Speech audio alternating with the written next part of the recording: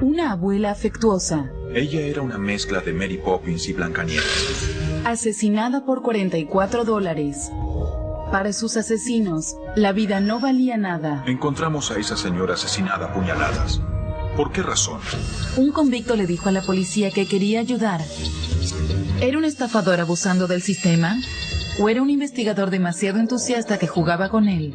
No hay forma de que ese idiota me engañe, porque él hará lo que yo quiera. Un juego peligroso entre el gato y el ratón, donde las apuestas eran de vida o muerte. Estaba rodeado de odio, lo sentía en el aire. Solo había una forma de escapar. Era una pequeña comunidad agrícola al final de una carretera ondulante. Vivían menos de 100 personas en Elgin, pocas casas.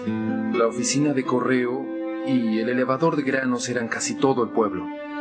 Ese era un lugar en el que entrabas y salías en un parpadeo. Un lugar inimaginable para secuestrar a una vecina querida. Este crimen asombroso desató una lucha de voluntades entre un hábil investigador y un criminal de carrera. Una batalla que solo uno de ellos podía ganar.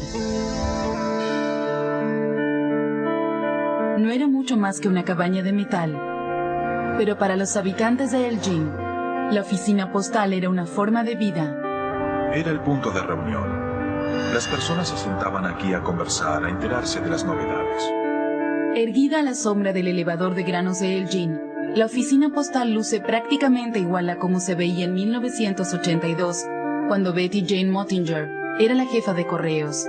Los vecinos eran testigos de la precisión de Betty Jane. Llegaba siempre a tiempo, estacionaba su auto al otro lado de la calle y caminaba hasta aquí. Hacía siempre lo mismo. Betty Jane llegaba a trabajar a las 8:15 en punto todas las mañanas. Y por eso Amy Baker entró en pánico el 9 de agosto de 1982. Llegué y la oficina estaba vacía.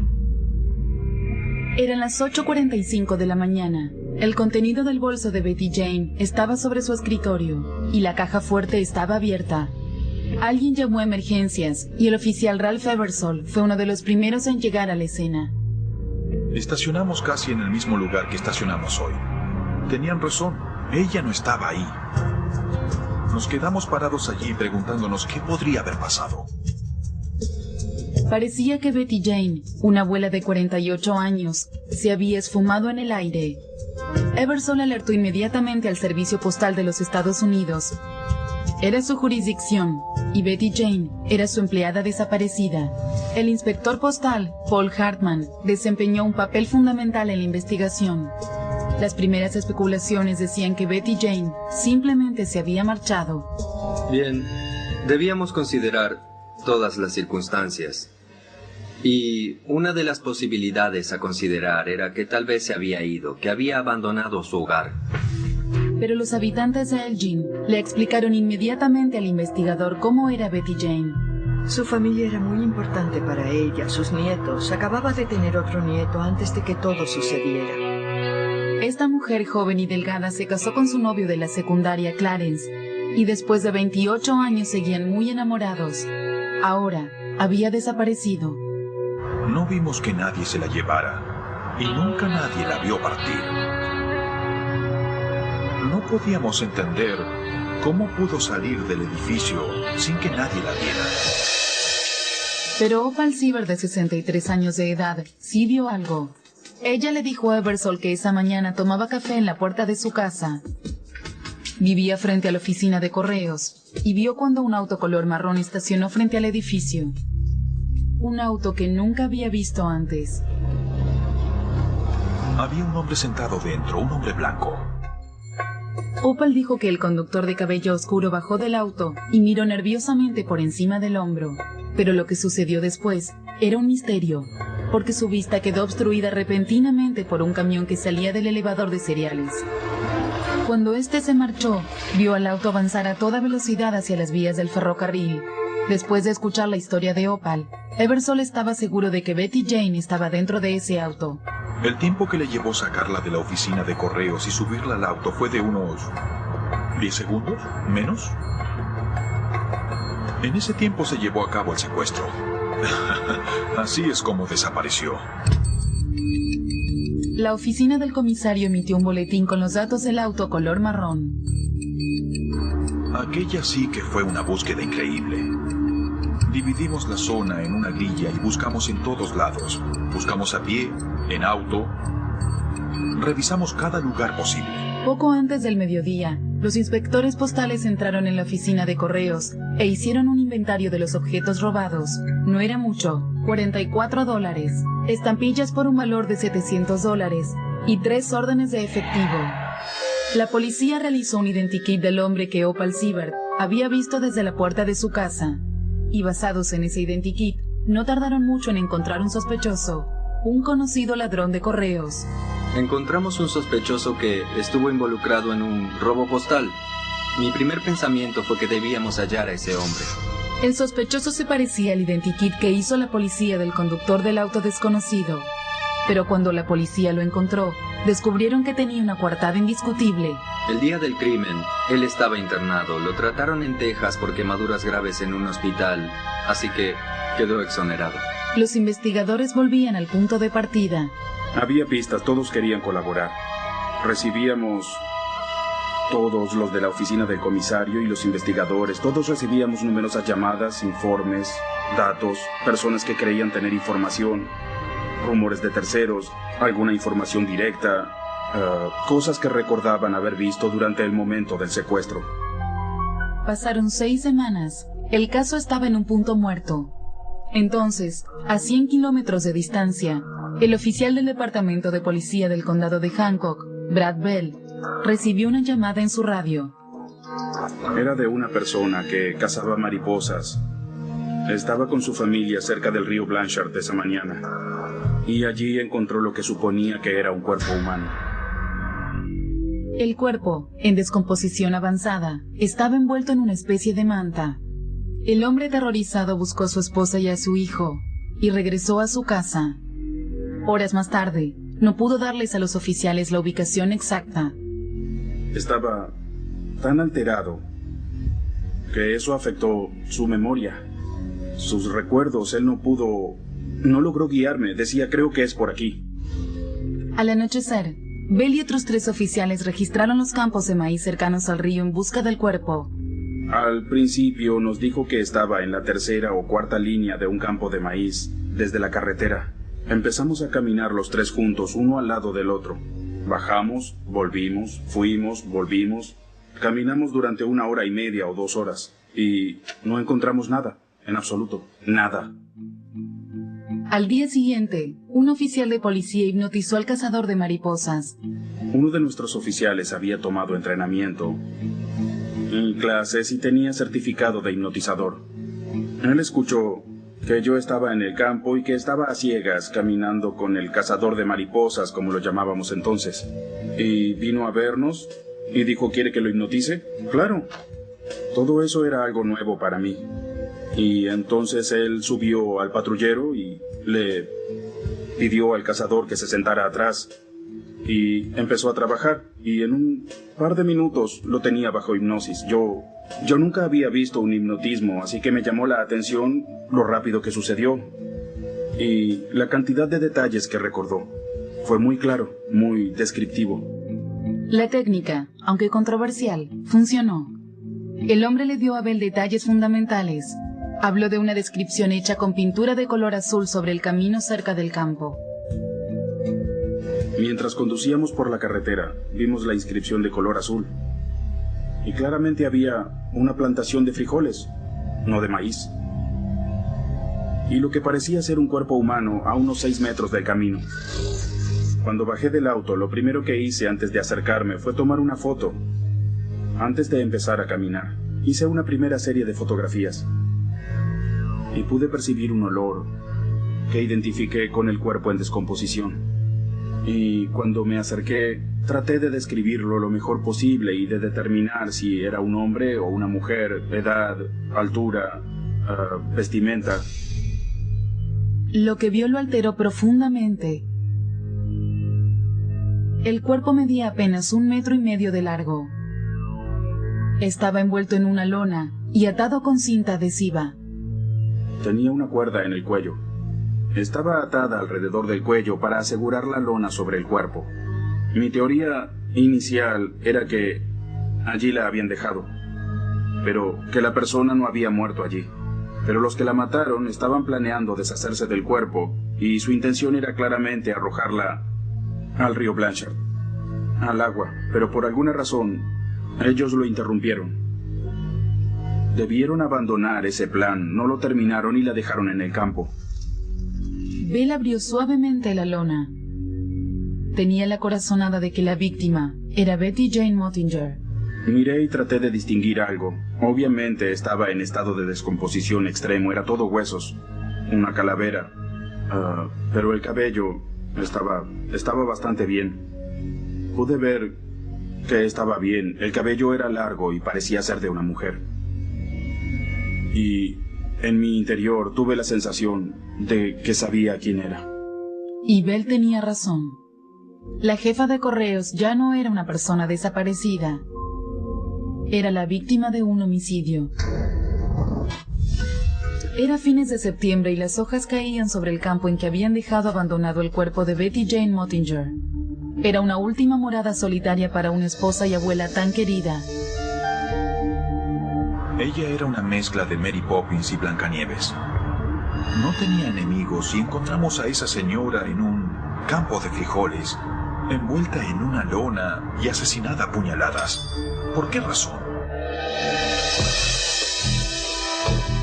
El médico forense determinó que la jefa de correos había sido apuñalada 15 veces. No quedaba mucho de la víctima. Básicamente solo teníamos restos óseos. Paul Hartman y otros inspectores postales registraron el área decididos a encontrar al asesino de Betty Jane. Era un caso muy importante. Era una empleada postal secuestrada y asesinada. Ese era un caso gigantesco y tenían decenas y decenas de inspectores postales trabajando en él. No sabíamos lo que había pasado, podíamos suponerlo, pero cuando encontraron el cuerpo se encendió una alerta roja y avanzaron a toda velocidad. Hartman había trabajado en otras investigaciones para el servicio postal. Recuerdo por lo menos 2, pero fueron casos muy sencillos. Nada como esto. El caso ya llevaba 6 semanas y la policía no tenía mucho más que el identikit basado en la descripción de Opal Siebert, de un extraño estacionado frente a la oficina de correos a la hora de la desaparición de Betty Jane. No tenían nada. Empecé a pensar que estaban desesperados. Pero los investigadores estaban a punto de recibir una pista importante de una fuente inesperada. Un delincuente que ya había cumplido una condena por homicidio. Bebía y andaba siempre por los bares. Se metía en problemas. Hacía poco que había salido de la prisión de Kentucky y frecuentaba los bares de Toledo y Swanton. Y bueno, él siempre estaba molestando a la gente. Su nombre era John Spirko y estaba nuevamente preso bajo un cargo de asalto. Empezó una pelea en un bar con unos motociclistas y ellos, por lo que me dijeron, después lo golpearon salvajemente. Y él quería vengarse. Había una mujer, Teresa Fabro, y creo que ese era su nombre, que estaba relacionada con uno de los motociclistas. Y él le apuntó a ella con una escopeta de doble cañón en el rostro. No fue algo muy inteligente. Él lo hizo para vengarse, pero lo arrestaron por eso, así que él no andaba en cosas buenas. Yo sé lo que soy. Tampoco trato de disimularlo. Sé que debo disculparme durante toda mi vida, me doy cuenta de eso y sé que eso me vuelve muy desagradable para mucha gente. En octubre de 1982, sus problemas aumentaron cuando intentó fugarse de la cárcel. Su novia, Luann, fue arrestada por ayudarlo. Le dije, si no me traes cuchillas para la sierra, no vuelvas a visitarme. Se acabó. No puedo creer que dijera algo así, pero lo hice. Luann, que nunca había hecho nada ilegal en su vida, escondió las cuchillas para la sierra en las mangas de su abrigo y estacionó el auto para el escape en la esquina de la prisión. Spirko acerró los barrotes de su celda y esperó. Planeaba reducir al guardia tomándolo por sorpresa. Tiré azúcar en el suelo, por donde caminaba el guardia. Cuando escuché el crujido del azúcar, supe que estaba doblando la esquina y entonces lo golpeé. Pero un segundo guardia desenfundó el arma y detuvo a Spirko antes de la fuga. Luego encarcelaron a su novia, Luan, por ser su cómplice. La metí en un lío. De no ser por mí, nada de eso le hubiera pasado, nada de eso. Spirko estaba obsesionado por ayudar a Luan. Aseguró que cuando vio los artículos sobre el caso de Betty Jane en el periódico, tuvo una idea. Spirko les dijo a las autoridades que tenía información acerca del asesinato. Casi podía escuchar su cerebro. Bueno, engañaré a estos tipos, la sacaré de prisión y después saldré yo. ¿Qué podría perder? Él quería entregar información, esencialmente a cambio de su libertad. El inspector postal Paul Hartman se ofreció para visitar Spirko y averiguar qué sabía. Sería la primera de las 16 entrevistas que mantuvieron en la cárcel. Frente a frente, mi silla tenía una especie de escritorio adosado, una especie de tapa y... Entonces hablamos. Eso fue todo. Él me decía algo y yo le decía algo, intercambiamos información. Casi no le hice ninguna pregunta, solo para confirmar. La mayor parte del tiempo escribí lo que él decía. Y Hartman tenía mucho que escribir. Spirko le dijo que un par de días después de la desaparición de Betty Jane, escuchó en una fiesta a 3 hombres hablar sobre el crimen. Spirko dijo que un grupo de motociclistas alardeaba acerca de cómo había secuestrado a Betty Jane y sobre cómo la asesinaron. También le dio al inspector una descripción detallada del bolso de Betty Jane. Hartman estaba intrigado y quería que Spirko siguiera hablando. Le dije, estoy seguro que no tienes nada que ver con esto, y lo primero que me dijo fue, te sorprenderás. Quizá no era muy inteligente, pero tampoco era un estúpido. La paciencia de Hartman empezaba a rendir sus frutos. En el tercer encuentro, Spirko admitió que no solo había escuchado hablar sobre el crimen, dijo que lo había presenciado. Hartman le prestó atención especial a la forma en la que Spirko recreó el homicidio. Puso sus manos así, como si sostuviera el cuchillo en la mano en un plano horizontal, y la movió así. Hartman pensó que los gestos de Spirko coincidían con el ángulo en que el asesino sostuvo el cuchillo al herir el cuerpo de Betty Jane. Al mismo tiempo, se sonrojó. Le lloraban los ojos y su respiración se agitó. En ese mismo momento supe que había estado allí, no tenía ninguna duda. Era bastante obvio para mí que él era el agresor. Hartman estaba convencido de que Spirko era el asesino de Betty Jane, pero necesitaba evidencia para demostrarlo.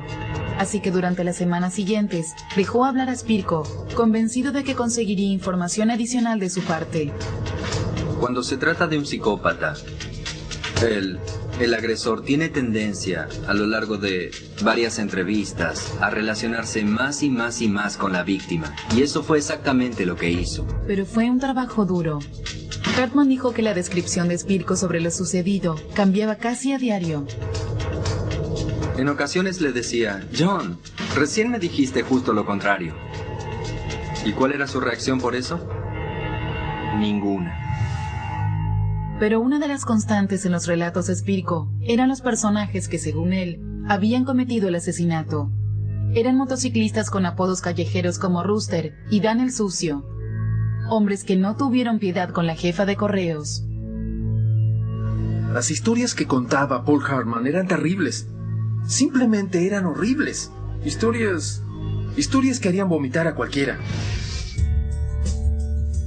¿Pero qué ocurría realmente? Spirko asegura que inventó todas esas historias para usarlas como moneda de cambio.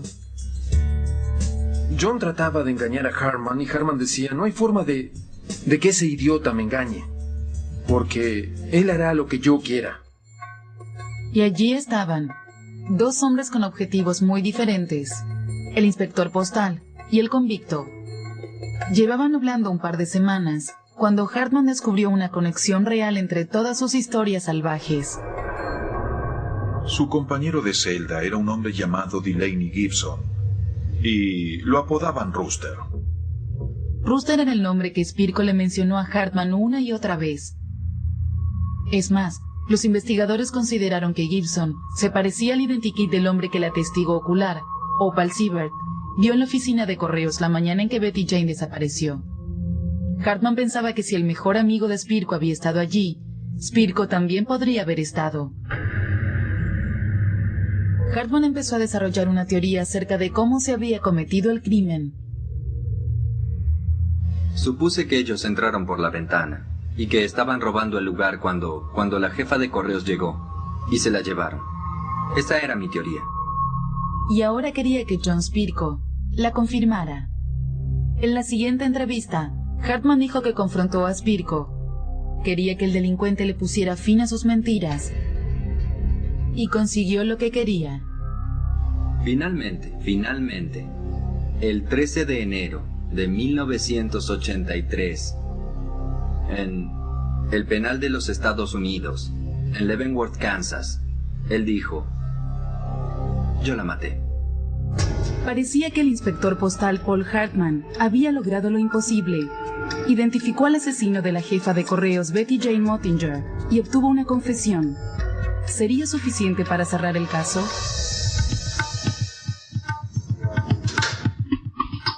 Me dijo: échenme la culpa a mí, yo la maté. Esas fueron sus palabras. Fue una declaración contra sus intereses. No declaras algo como eso a menos que sea verdad. Para Hartman, todas las piezas encajaban en su lugar. Opal Siebert, la testigo ocular que había visto al conductor de un auto desconocido en la puerta de la oficina de correos, identificó a Delaney Gibson en un reconocimiento fotográfico. Y cuando Opal Siebert identificó en la foto a Delaney Gibson, allí todo cerró. Hartman creía que esa identificación, junto con la confesión de Spirko de su participación en el crimen, cerraban el caso. Casi un año después del descubrimiento del cuerpo de Betty Jane, Spirko y Gibson fueron acusados del cargo de secuestro, seguido de muerte. Los dos negaron los cargos. En agosto de 1984, John Spirko se presentó a juicio en la corte del condado de Van Wert, pero su coacusado, Delaney Gibson, se había escapado de la cárcel. La tensión era enorme. Estaba sentado en la corte y había oficiales que tenían UCIs, ¿entienden? Tenían ametralladoras. Estaba rodeado de odio y lo sentía en el aire. Todos me odiaban. Era un circo. Había oficiales armados alrededor del edificio de la corte del condado. No era habitual ver cámaras en la corte, pero este juicio despertó tanto interés que fue televisado en vivo. They immediately rifled the safe. They removed cash. They removed over $700 worth of stamps and some money orders. Según la fiscalía, Betty Jane entró y atrapó a Gibson y a Spirko con las manos en la masa. Los hombres la secuestraron y la mataron para que no pudiera identificarlos. She was never going to live to tell anyone about it. Pero ninguno contó con la testigo ocular Opal Siebert. Ella identificó al conductor del auto desconocido frente a la oficina de correos como Delaney Gibson. Si Gibson estuvo allí esa mañana, argumentó el fiscal, su mejor amigo John Spirko seguramente también estaba allí. Y eso fue suficiente. The defendant had information that only the persons who participated could know. El inspector postal Paul Hartman leyó las notas de sus entrevistas con John Spirko. Produced the knife, put it to the postmaster's throat, and said, "We mean business." Las notas incluían los detalles que Spirko conocía acerca del crimen. Tenía varios detalles e información que no eran de dominio público.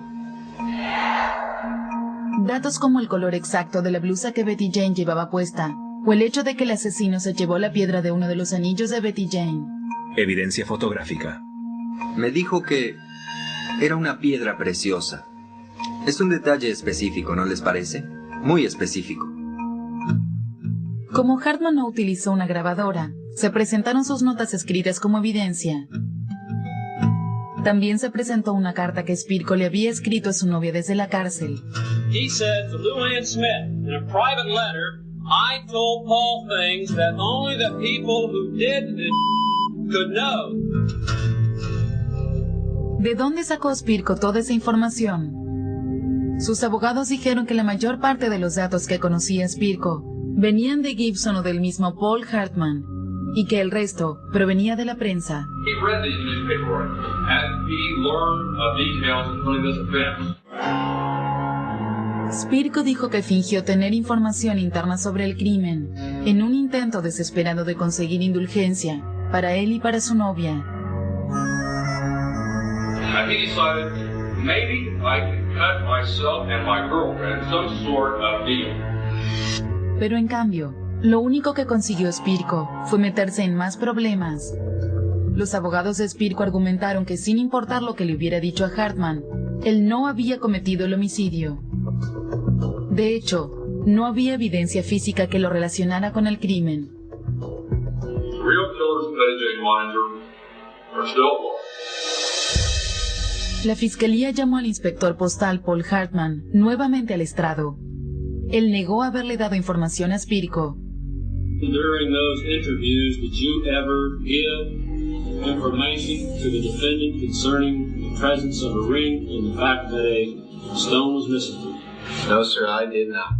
Tenía los labios lastimados. Tuve que morderme los labios durante el testimonio de Hartman.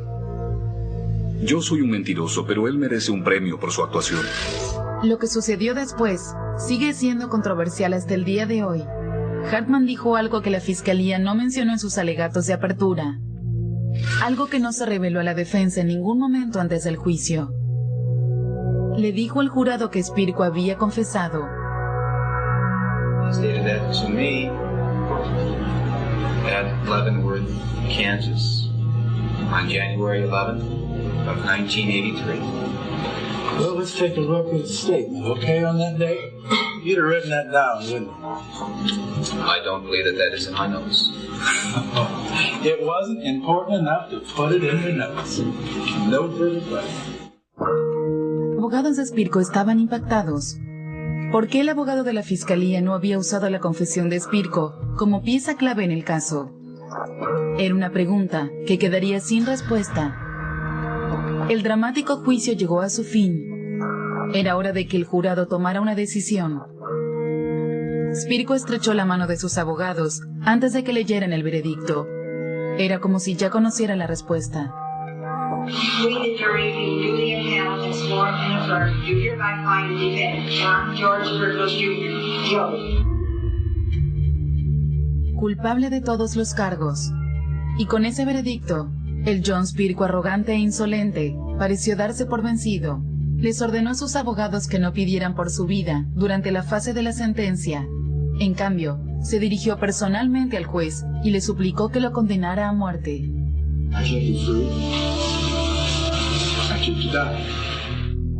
Y también inculpó a Paul Hartman.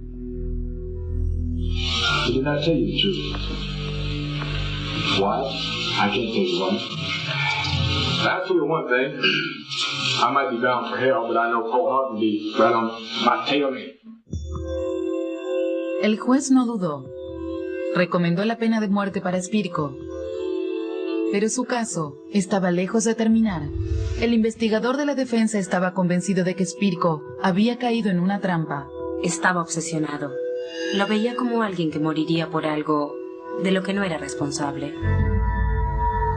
Sentía la responsabilidad de hacer lo correcto.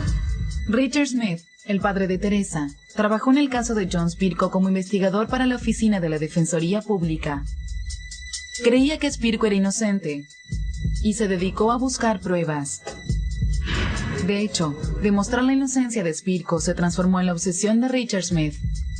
Hizo todo lo que pudo, pero parecía que nadie quería escucharlo. El padre de Teresa aseguraba que tenía pistas concretas que implicaban a otras personas en el crimen. Pasó, no sé, miles de horas trabajando, pensando en eso, hablando de eso y diciéndoselo a la gente. Cuando el padre de Teresa se enfermó gravemente, le pidió a su hija que le prometiera que continuaría con su lucha. Fue un asunto pendiente en su vida. Después de la muerte de su padre, Teresa analizó los archivos sobre el caso Spirko. Ella también era investigadora privada y trató de darle una mirada diferente a las pruebas. Su padre no estaba tan equivocado. Cuando vi las fotos la primera vez, me di cuenta de que mi padre estaba en lo correcto, que no estaba equivocado. Teresa dijo que lo que descubrió la alteró. Traté de buscarle la lógica. pero no tenía lógica, porque había muchas partes de la historia que no encajaban. Ella no comprendía cómo Spirko pudo estar con Delaney Gibson en Elgin cuando se produjo el crimen. Incluso tenían un rastreo escrito de sus movimientos de ese día. Su oficial de libertad condicional confirmó que se había reunido con Spirko ese día en Toledo. Spirko firmó también el recibo de un paquete en la oficina de correos e hizo unas llamadas telefónicas desde su casa en Toledo. Según Teresa, no tuvo tiempo de hacer el recorrido de 90 minutos en auto para llegar a Elgin. Y Teresa también tenía dudas sobre el móvil del robo. ¿Por qué Spirko y su amigo querrían robar la pequeña oficina postal de Elgin? No manejaban dinero. Y sin dudas no había mucho dinero a las 8 o a las 9 de la mañana. Con respecto al supuesto cómplice de Spirko, Delaney Gibson, él era la figura fundamental identificado como el conductor en la puerta de la oficina postal. El mejor amigo cuya presencia en la escena del crimen sugería, según el fiscal, que Spirko también estaba allí. Gibson fue arrestado 4 meses después de la condena de Spirko y trasladado a Kentucky para cumplir con una condena por homicidio. Yo supuse que, en un tiempo relativamente corto, recibiría una citación para testificar en el juicio del condado de Bamberg. Y me llamó la atención que nunca la recibiera.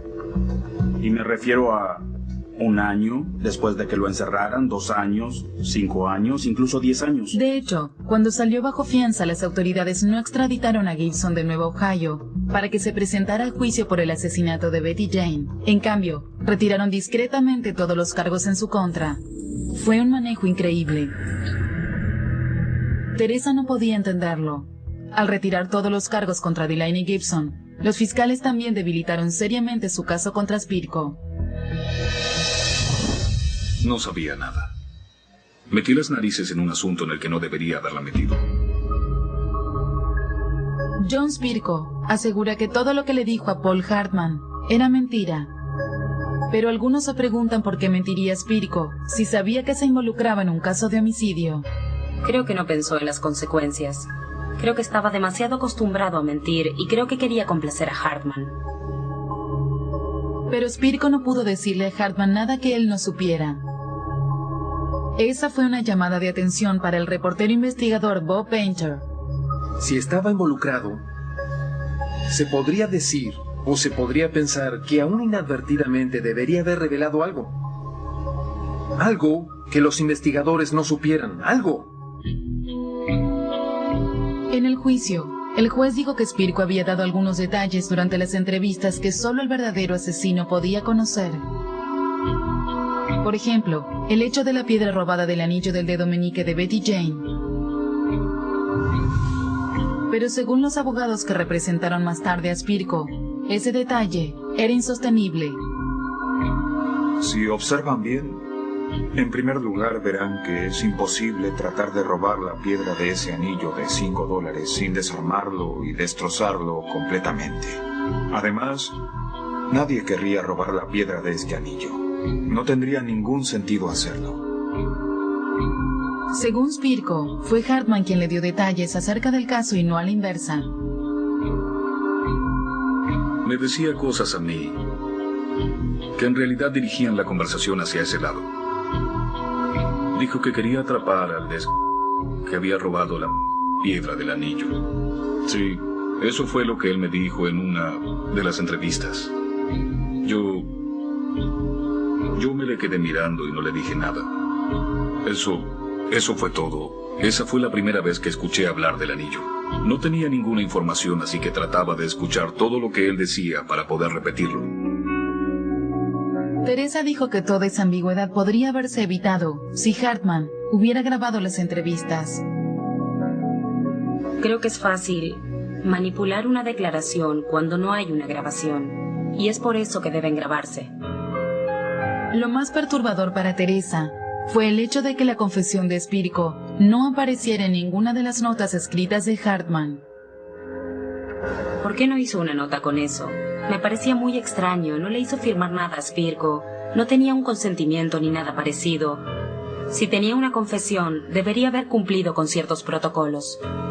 Cuando alguien quiere hacer una confesión, es necesario salir de la sala de interrogatorios y pedir un testigo, o solicitar una confesión escrita. Tiene que dejarlo por escrito y además debe firmarla. Pero él no lo hizo. Otro evento sin sentido para Teresa fue el hecho de que el fiscal no usara la confesión en los alegatos de apertura. Generalmente, en ese momento se presenta la evidencia más fuerte contra los acusados. No la mencionaron ni siquiera en el testimonio directo de Hartman. Solo la presentaron cuando se volvió a llamar al estrado al testigo, un par de días antes del final del juicio. Si él tenía una confesión, entonces debió presentarla al comienzo, durante los alegatos de apertura del juicio. ¿Por qué no lo hicieron? ¿Por qué no decírselo al jurado? ¿Decidieron no decirle al jurado que él había confesado? Eso no tiene ningún sentido. Era un as en la manga, no tenía ningún sentido. Hasta el día de hoy, Teresa cree que Hartman mintió cuando dijo que Spirko había confesado. Creo que quería protegerse a sí mismo, de alguna forma, por si se equivocaba. Creo que fue una cuestión de ego. Realmente, yo leí todo su testimonio. Por alguna razón no estaba dispuesto a admitir que estaba equivocado. 13 años después de que sentenciaran a John Spirko a muerte, su equipo de defensores logró acceder a los archivos personales del investigador Paul Hartman sobre el caso. El archivo contenía fotos que, según ellos, cambiaban todo. Eran imágenes que nadie, ni siquiera los abogados de Spirko, habían visto antes. Esas fotografías desaparecieron durante 13 años. ¿Cómo pudo ocurrir? Las fotografías mostraban al supuesto cómplice de Spirko en el crimen, Delaney Gibson, con barba. El abogado de Spirko dijo que esa era la prueba de que no había estado en la escena del crimen, el día que secuestraron a Betty Jane Mottinger. Opal Siebert dijo en el juicio y a los investigadores que vio a un hombre sin barba.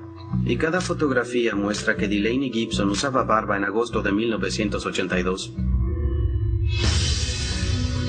¿Fueron esas fotografías la causa por la que los fiscales retiraron los cargos contra Gibson?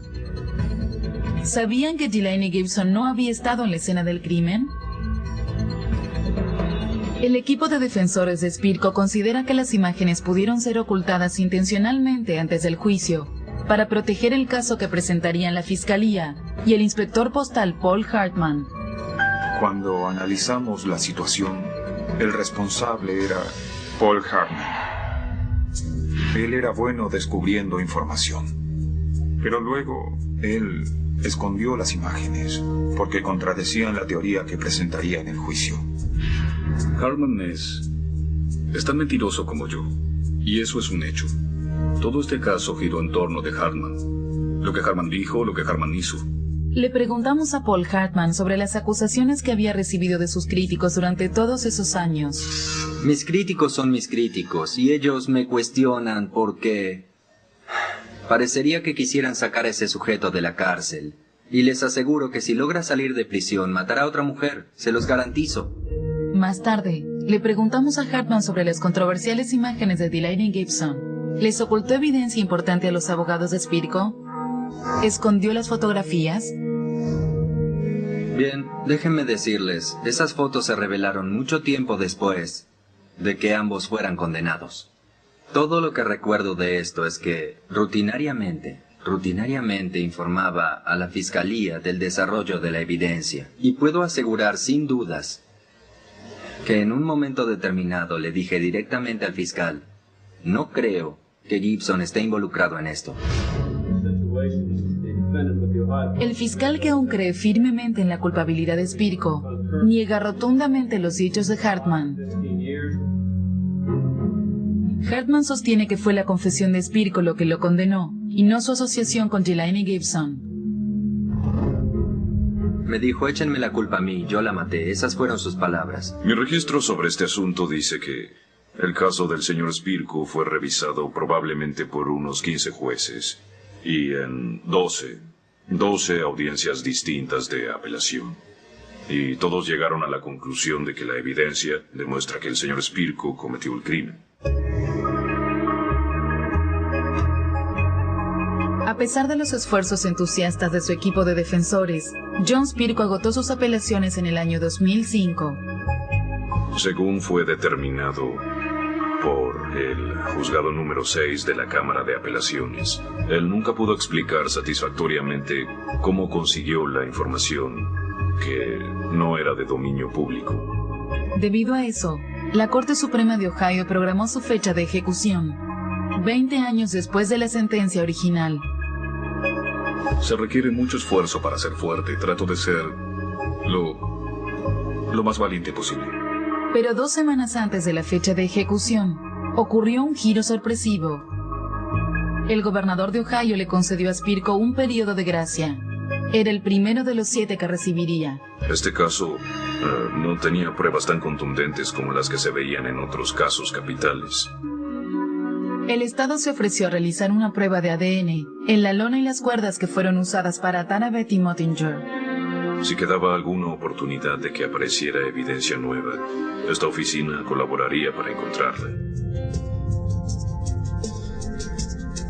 En enero del 2008, el Estado anunció los resultados de la prueba de ADN.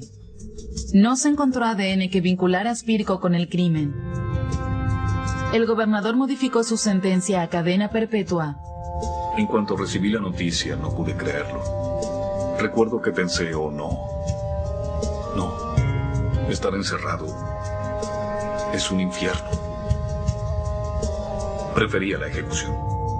La investigadora privada Teresa Edwards encontró nuevos testigos, personas que aseguraban haber escuchado a un habitante del pueblo alardear sobre el asesinato. He always talked about, I wonder what it'd feel like to kill somebody.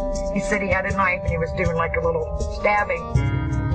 La Fiscalía General de Ohio consideró que las pistas presentadas por Teresa eran suficientemente serias como para enviar un grupo de investigadores a la zona. Teresa cree que con cada declaración que toma, con cada pista que descubre, está un paso más cerca de cumplir con el último deseo de su padre: liberar a John Spirko y demostrar que el verdadero asesino de Betty Jane Motinger sigue en libertad. Para Teresa Edwards, este caso va mucho más allá de John Spirko. Ella sostiene que se trata de la búsqueda de la verdad, algo a lo que nunca renunciará. Se supone que las personas deben pagar por sus crímenes. En este crimen, él no mató a Betty Motinger. Y esa es la esencia del caso, es la verdad. Otra persona la mató y debemos hacer que pague por ese crimen. Buscamos justicia y queremos encontrar al verdadero asesino de Betty Motinger, por su familia. Si no lo hizo, no lo hizo y no debería estar en prisión. El inspector postal Paul Hartman sigue convencido de que atrapó al verdadero culpable. John Spirko agotó todas sus apelaciones. La única forma de salir de prisión es que el gobernador de Ohio lo perdone. Mientras tanto, muchos vecinos de Elgin creen que fue otra persona la que cometió el crimen.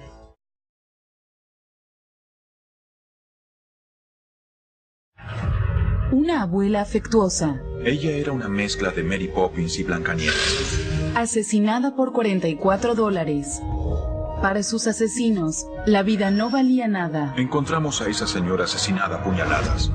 ¿Por qué razón? Un convicto le dijo a la policía que quería ayudar. ¿Era un estafador abusando del sistema? ¿O era un investigador demasiado entusiasta que jugaba con él? No hay forma de que ese idiota me engañe, porque él hará lo que yo quiera. Un juego peligroso entre el gato y el ratón, donde las apuestas eran de vida o muerte. Estaba rodeado de odio, lo sentía en el aire. Solo había una forma de escapar. Era una pequeña comunidad agrícola al final de una carretera ondulante. Vivían menos de 100 personas en Elgin, pocas casas. La oficina de correo y el elevador de granos eran casi todo el pueblo. Ese era un lugar en el que entrabas y salías en un parpadeo. Un lugar inimaginable para secuestrar a una vecina querida. Este crimen asombroso desató una lucha de voluntades entre un hábil investigador y un criminal de carrera. Una batalla que solo uno de ellos podía ganar. No era mucho más que una cabaña de metal, pero para los habitantes de Elgin, la oficina postal era una forma de vida. Era el punto de reunión. Las personas se sentaban aquí a conversar, a enterarse de las novedades. Erguida a la sombra del elevador de granos de Elgin, que había abandonado su hogar. Pero los habitantes de Elgin le explicaron inmediatamente al investigador cómo era Betty Jane. Su familia era muy importante para ella, sus nietos. Acababa de tener otro nieto antes de que todo sucediera. Esta mujer joven y delgada se casó con su novio de la secundaria, Clarence, y después de 28 años seguían muy enamorados. Ahora había desaparecido. No vimos que nadie se la llevara, y nunca nadie la vio partir. No podíamos entender cómo pudo salir del edificio sin que nadie la viera. Pero Opal Siebert, de 63 años de edad, sí vio algo. Ella le dijo a Eversole que esa mañana tomaba café en la puerta de su casa. Vivía frente a la oficina de correos y vio cuando un auto color marrón estacionó frente al edificio. Un auto que nunca había visto antes. Había un hombre sentado dentro, un hombre blanco. Opal dijo que el conductor de cabello oscuro bajó del auto y miró nerviosamente por encima del hombro. Pero lo que sucedió después era un misterio, porque su vista quedó obstruida repentinamente por un camión que salía del elevador de cereales. Cuando este se marchó, vio al auto avanzar a toda velocidad hacia las vías del ferrocarril. Después de escuchar la historia de Opal, Eversole estaba seguro de que Betty Jane estaba dentro de ese auto. El tiempo que le llevó sacarla de la oficina de correos y subirla al auto fue de unos 10 segundos, menos. En ese tiempo se llevó a cabo el secuestro. Así es como desapareció. La oficina del comisario emitió un boletín con los datos del auto color marrón. Aquella sí que fue una búsqueda increíble. Dividimos la zona en una grilla y buscamos en todos lados. Buscamos a pie, en auto. Revisamos cada lugar posible. Poco antes del mediodía, los inspectores postales entraron en la oficina de correos e hicieron un inventario de los objetos robados. No era mucho, $44, estampillas por un valor de $700 y 3 órdenes de efectivo. La policía realizó un identikit del hombre que Opal Siebert había visto desde la puerta de su casa. Y basados en ese identikit, no tardaron mucho en encontrar un sospechoso, un conocido ladrón de correos. Encontramos un sospechoso que estuvo involucrado en un robo postal. Mi primer pensamiento fue que debíamos hallar a ese hombre. El sospechoso se parecía al identikit que hizo la policía del conductor del auto desconocido.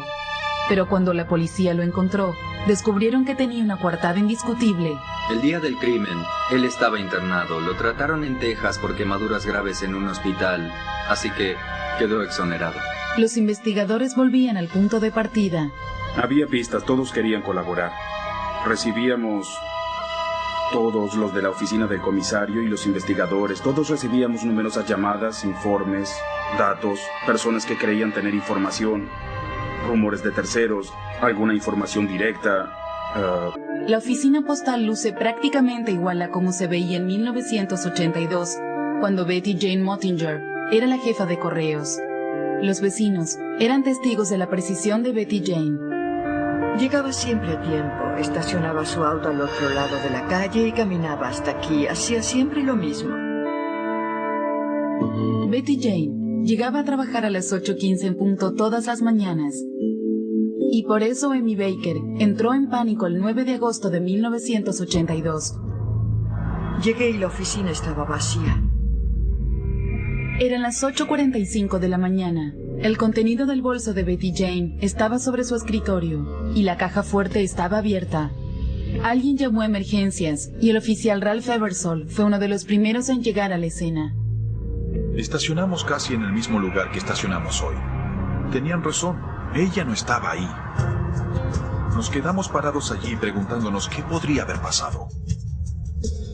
Parecía que Betty Jane, una abuela de 48 años, se había esfumado en el aire. Eversole alertó inmediatamente al Servicio Postal de los Estados Unidos. Era su jurisdicción, y Betty Jane era su empleada desaparecida. El inspector postal, Paul Hartman, desempeñó un papel fundamental en la investigación. Las primeras especulaciones decían que Betty Jane simplemente se había marchado. Bien, debíamos considerar todas las circunstancias. Y una de las posibilidades a considerar era que tal vez se había... Cosas que recordaban haber visto durante el momento del secuestro. Pasaron 6 semanas. El caso estaba en un punto muerto. Entonces, a 100 kilómetros de distancia, el oficial del Departamento de Policía del Condado de Hancock, Brad Bell, recibió una llamada en su radio. Era de una persona que cazaba mariposas. Estaba con su familia cerca del río Blanchard esa mañana. Y allí encontró lo que suponía que era un cuerpo humano. El cuerpo, en descomposición avanzada, estaba envuelto en una especie de manta. El hombre aterrorizado buscó a su esposa y a su hijo, y regresó a su casa. Horas más tarde, no pudo darles a los oficiales la ubicación exacta. Estaba tan alterado que eso afectó su memoria, sus recuerdos. Él no logró guiarme. Decía, creo que es por aquí. Al anochecer, Bell y otros 3 oficiales registraron los campos de maíz cercanos al río en busca del cuerpo. Al principio nos dijo que estaba en la 3ª o 4ª línea de un campo de maíz, desde la carretera. Empezamos a caminar los 3 juntos, uno al lado del otro. Bajamos, volvimos, fuimos, volvimos. Caminamos durante 1 hora y media o 2 horas. Y no encontramos nada, en absoluto, nada. Al día siguiente, un oficial de policía hipnotizó al cazador de mariposas. Uno de nuestros oficiales había tomado entrenamiento en clases y tenía certificado de hipnotizador. Él escuchó